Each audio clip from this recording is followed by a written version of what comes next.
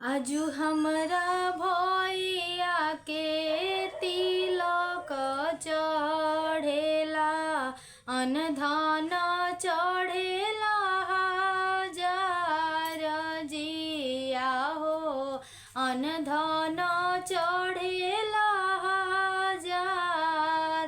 आज हमरा बच्चा के तिलक चढ़ेला, अनधन चढ़ेला हजार जिया हो, अनधन चढ़ेला हजार जी।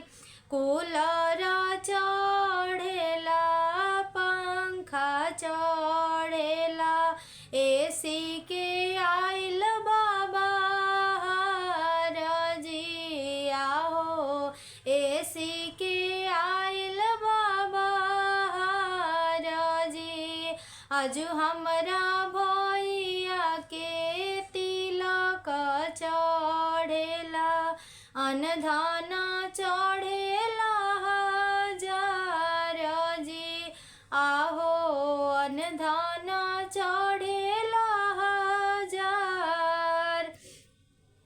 मिक्सी भी चढ़ेला, आयरन चढ़ेला, हांडा चढ़ेला, बटुला भी चढ़ेला, वॉशिंग मशीन के आइल बाबा जी।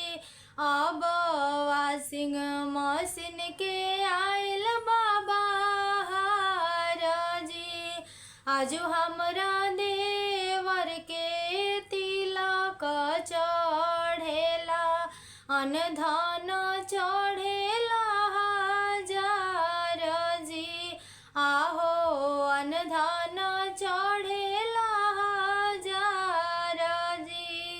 अंगूठी भी चढ़ेला, सिकरी भी चढ़ेला, अंगूठी भी चढ़ेला, सिकड़ी भी चढ़ेला, कार के आइल बाबा जी। आहो कार के आइल बाबा जी। हंडा भी चढ़ेला, ड्रम सेट चढ़ेला, बटुला के आइल बाबा जी। आहो बटुला के आइल बाबा जी। कुकर चढ़ेला, थाली भी चढ़ेला, बर्तन चढ़ेला, कप सेट चढ़ेला, अब डिनर सेट के आइल बाबा जी। आहो डिनर सेट के आइल बाबा जी।